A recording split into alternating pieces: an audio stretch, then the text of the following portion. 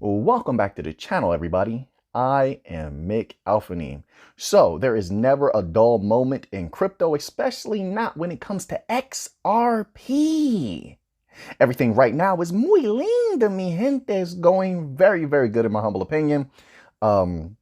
Corridors are being set up. There's new partnerships being landed. Ripple team is working extremely hard. There's always new developments when it comes to NFTs on XRPL. I mean, everything is going beautiful right now. In my humble opinion, all right? I can't say the same for the world economies and the world financial system, but we're going to get into that. So also, before we begin, they now allowed Alphaneme to have access to the super thanks button. That is correct. If you look down there, right below the video, there's a super thanks button. So, you know, if you want to donate, $2 million. You want to throw a couple of dollars my way. You know, high or low, you guys know I appreciate it if you did do something like that. So if you want to donate to the channel to show thanks and things like that, you can click that little super thanks button and boom, we got a few dollars over here. You're sharing it around with us, and we definitely appreciate you over here on the channel. So anyway, all right, we have this article here. This is on u.today. So head over there to that website, u.today. The article is on the front page. It's easily found, and it is titled, "Ripple is operating as if it has already lost." I love the way they wrote it. Says CEO Bragg Garlinghouse. Now the way, I don't know, maybe this is the way my mind works. The way I read it, this sounds so negative, but it's not. So before we get into the article, do you remember that old saying that, how did it go? Hope for the best, prepare for the worst. That's pretty much what Ripple has been doing the entire time. So what they're going to go over in the article, and like I said, go over to u.today and give it a read. It's a pretty good read. Ripple has said for a long time, they have been building corridors elsewhere. Obviously, XRP can't be widely traded within the United States. I mean, you can acquire XRP, but it's quite difficult for most people for a myriad of reasons to come into the knowledge of how to get XRP. All right. So, but as a company, Ripple cannot build the corridors in the United States and build the liquidity cushions that they would be able to build. Of course, they can, you know, set up certain partnerships and things like that. But until there's regulatory clarity, not much can be done, you know, as far as actually activating those things, as far as actuating the corridors, actuating the liquidity flows and things of that nature that Ripple specializes in and that XRP can serve. This is why you haven't seen the explosion in price just yet. So, you know, some of the biggest areas where you need that things to go live, so to speak, would be Europe and also United States. I mean, there is a lot of power in the dollar right now. Who knows what's going to happen in the foreseeable future? Because like I said, you have other countries that are setting up their own types of world reserve currencies that might be actually backed by something. But until then, the dollar is dominant. The euro is very powerful. So you need these types of, you need those corridors to become active. But of course, in the United States, you need that regulatory clarity. So of course, you're going to hope for the best as a company, but you have to begin building elsewhere. And that's what they've been doing. Correct me if I'm wrong, right? So they've been building in Southeast Asia, all of these corridors, setting up all these partnerships, working with banks over there. You know the names of those banks. They're easily pulled up, building infrastructure with those banks over there, building infrastructure in Europe and such, which has been becoming much more bullish on the idea of the inevitability of the cryptocurrency new financial system. You can't get around it. Don't worry. We have another article also that's going to corroborate a lot of what I've been saying for an entire year now, that there is a new financial system coming and we are holding pieces of it. And I'm not letting go of my piece. That's not going to happen. Not going to happen. I see what's on the wall, and this next article we're going to get into is going to speak a little bit about that. Okay. So, you know, a lot of the bank coins have had to do that, build corridors elsewhere. But I think it's a good thing, in my humble opinion, because see, the way I look at it, if we had regulatory clarity in the United States, don't get me wrong, the price of XRP would have exploded beyond belief. However, I do think the focus and the gargantuan task of creating liquidity cushions for the United States and setting up an infrastructure for an ailing United States system would literally take all of the focus off of the rest of the world. And it would, the development in these other corridors in Latin America, Southeast Asia, Asia as a whole, Europe, and Africa would have been slowed because of the focus on the United States. So what this case actually has done, in my opinion, is actually a gift in many ways. It's a great gift because what it did is it sped up the development of those corridors that otherwise would have taken a back seat to the major economies like America and Europe. But because of these lack of regulatory clarity, now Ripple doubled and tripled their output in developing the Central America, South America, the Asian sectors, Europe, Africa. All of the bank coins have been doing that. So it's caused them to double and triple their efforts over there just in case. Now, so those infrastructures are already going to be up and ready to go, ready to roll. So if we can get through this case, right, and I completely expect a victory, a glorious victory by Ripple over the SEC, and just my humble opinion from the things that I have read. But if that happens, think about this, everyone. Not only have those other corridors been reinforced and they're ready to go, double and triple the effort, they have been built, they're ready to go. Okay, and we still have some time to shear things up and make them even better. Not only that, but when we have regulatory clarity, now both the United States, Europe, as well as all the other corridors of the world can go off at the same time. Do you see what has been happening? Are you sharing this vision that I'm having? All of them can go off, or rather, let me phrase it another way. The switch can be flipped on all of them at the same time. And that, in my opinion, wouldn't have happened to the high degree that it can happen now. Well, not now, but I mean, when I say now, I mean when there is regulatory clarity, of course. That wouldn't happen to that degree before because, as I stated, I reiterate, the focus would have been on the United States. There's big money there. And not only that, the system, and I think a lot of people underestimate how horrible the United States financial system is. It is terrible, all right? It's propped up. It is a house of cards. So the infrastructure development in this so-called developed country actually would take much more time and much more focus than I think Ripple has to put out right now. Right. So, I mean, as far as spreading it out equally amongst the United States, Europe, Asia, Africa, if we're to think of Africa and Asia as separate, Africa, Asia, there's so much overlap over there. It's unbelievable how much overlap there is. Central America, South America. OK, it wouldn't have been equally spread because the United States is in a dire situation with their financial system. All right. So I think this is a great thing. And what Brad is talking about in this particular article makes a lot of sense. I understand it.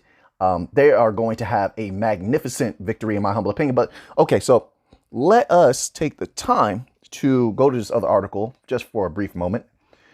This article is on newsbtc.com.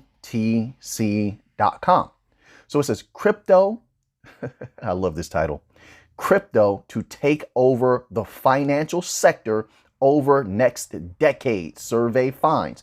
Let me stop there for a moment. Haven't I been telling you? And see, when I say things, I think I'll say 90%, 90 to 95% of the time, I'm speaking from what I read in all of these myriad PDFs. And in those PDFs, mostly from the Bank of International Settlements, and in earlier last year, the IMF, they had done an information dump last year. In those documents, they were talking about how over the next 10 to 15 years, right? You heard me say this before. There are certain corridors that will be exploding. Crypto is already there. They built corridors and infrastructures in Latin America. That economy is going to explode. It's already starting to gear up. You see it, them accepting the cryptocurrencies and things like that for moving fiat currencies back and forth, or just moving value back and forth. They're very open to that. Africa, same thing. Look at what they just did with Stellar. Stellar just did an information dump where they told you about a bunch of different companies that will be using and building on Stellar. Where were they, most of them located?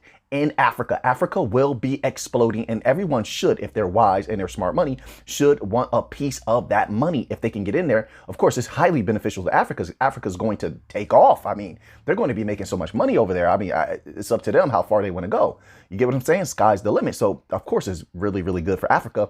But anybody who helps set up that infrastructure and builds corridors over there, they're going to get a piece of that money. And that money is going to be amazing. I'm talking about.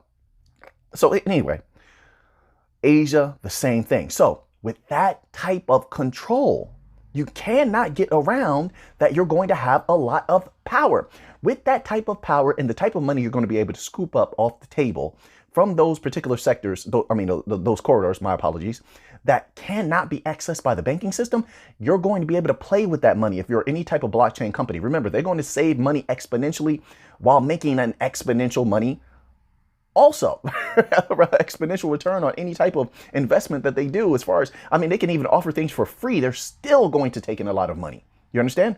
So with that, you're going to be able to expand your company rapidly, expand corridors rapidly. And with the success of those systems, of course, word of mouth and different meetings are going to be set up. More and more companies will pour into the system. And remember, we're not even talking about the developed countries as of right now. We're not talking about America and the United States. We're just talking about everywhere else that's considered developing nations. In 10 to 15 years, Bank of International Settlements and IMF have been saying that those corridors are going to explode, and there is going to be brilliant money moving across blockchain. The bank coins in particular, XRP and Ripple, Stellar and XLM, Algorand, Hedera, Cello, you have been told, you have been warned that I expect them to different degrees, of course. And of course, it matters how many of the coins you do hold. OK, I'm not telling you to go get something. I'm not telling you to sell, but I'm just trying to make logical sense. They, in my humble opinion, not financial advice, not a financial advisor, they are going to explode because they are the new system. If you there's no way that you believe that Stellar has been able to speak to all of these different these companies, okay, within the United States, by the way, in Africa, in Asia, in Latin America, Algorand as well. You see people love Algorand in the United States. They absolutely adore Algorand. Stacey Wharton is doing an amazing job. Then you have Brad Garlinghouse and Ripple. They're at the top of the top as far as working with the banks, the large business institutions. They have a ton of great relationships in the United States, including with the United States government itself.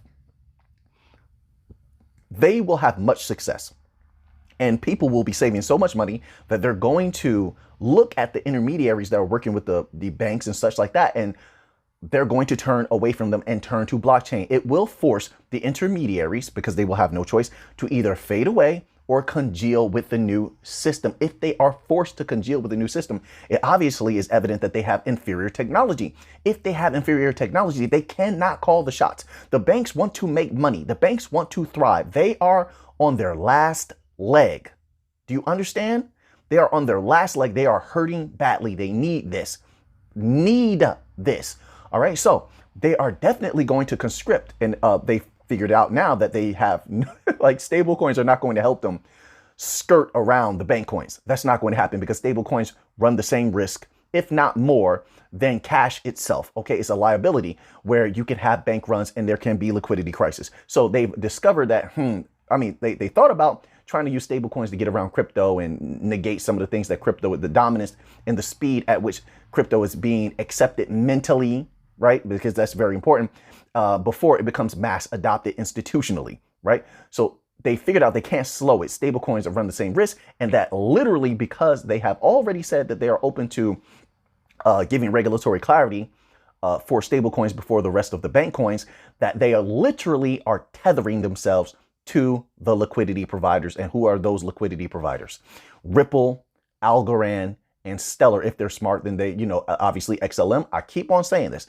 On their own website, XLM provides liquidity for otherwise illiquid assets. They will be fools not to utilize XLM to that capacity.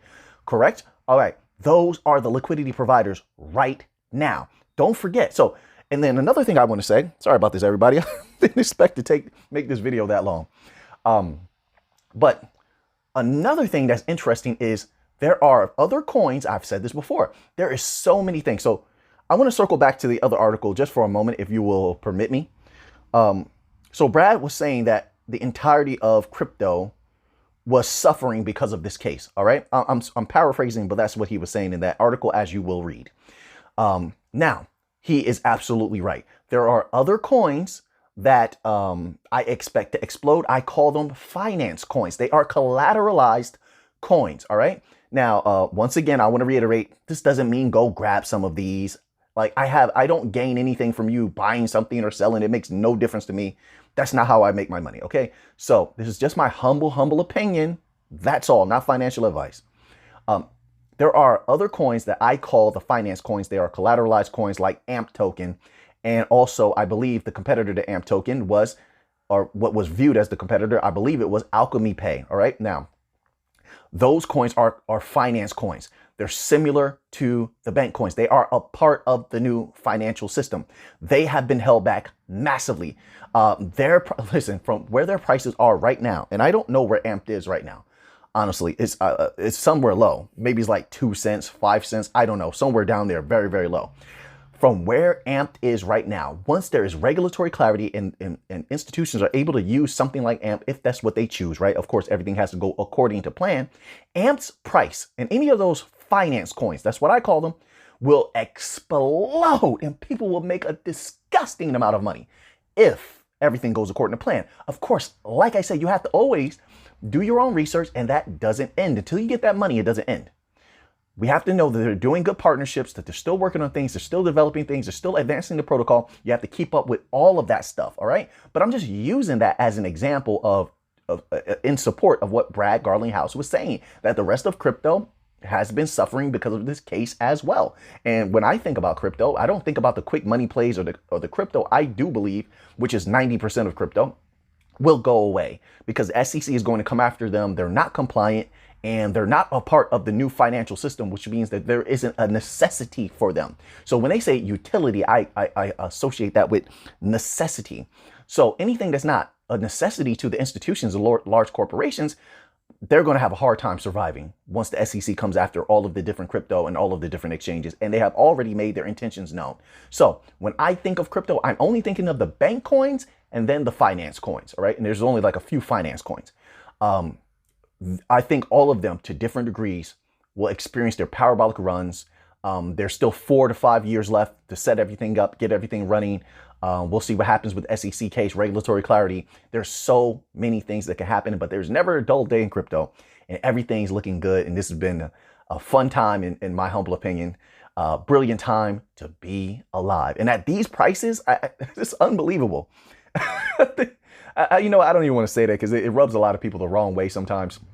Unfortunately, they don't like to think about the prices being low, but I never understand that because there's plenty of quick money plays. Plenty of quick money plays. But okay, so now that you have that information, what are you going to do with it?